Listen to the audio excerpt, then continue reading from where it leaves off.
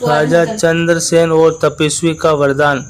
बहुत पुरानी बात है। आर्यावर्त के दक्षिण भाग में चंद्रपुरी नामक एक विशाल नगर था। वहाँ चंद्रसेन नामक एक धर्मपरायण राजा राज्य करता था। राजा न्यायप्रिय, प्रज्ञा, वात्सल्य और धर्म के मार्ग पर चलने वाला था।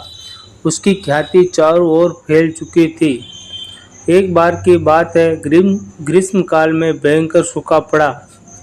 न मेघ बरसे और न नदियां बही। धरती तपती रही और प्रजा व्याकुल हो उठी। राजा चंद्रसेन ने सभी ऋषियों और मंत्रियों को एकत्र किया और उपाय पूछा।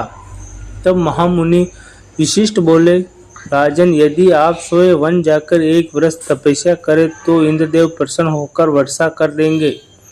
राजा ने बिना विलंब किए अपना सिंहासन युवराज को सौंपा और वन की ओर प्रस्थान किया। घने जंगल में जाकर उसने एक कुटिया बनाई और वहीं निवास करने लगा। उसने जल और फल से ही जीवन यापन किया और हर एक दिन सूर्यास्त से सूर्यास्त तक ध्यान करता। 6 महीने बीते, तब एक दिन वह वृद्ध तपस्वी वहां आए। उन्होंने राजा की भक्ति देखकर कहा, वत्स, तुम जो चाहे वर मांग ले। राजा ने हाथ जोड़कर कहा, भगवान, यदि आप मुझसे प्रसन्न हैं तो मेरी प्रजा को अन्न, जल और सुख दे। तपस्वी मुस्कुराए और बोले, हे राजन, तू सच्चा धर्मात्मा है। जा, तेरे राज्य में आज ही मेघ बरसेंगे और वर्षों तक समृद्धि रहेगी।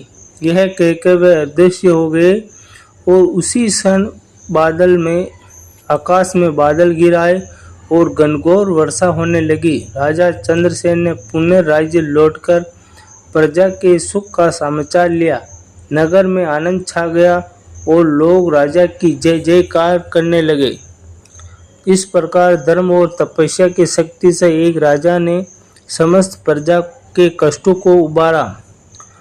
सीख, जब शासक निस्वार्थ होकर प्रजा की भलाई के लिए कार्य करता है तो देवता भी उसकी सहायता करते हैं।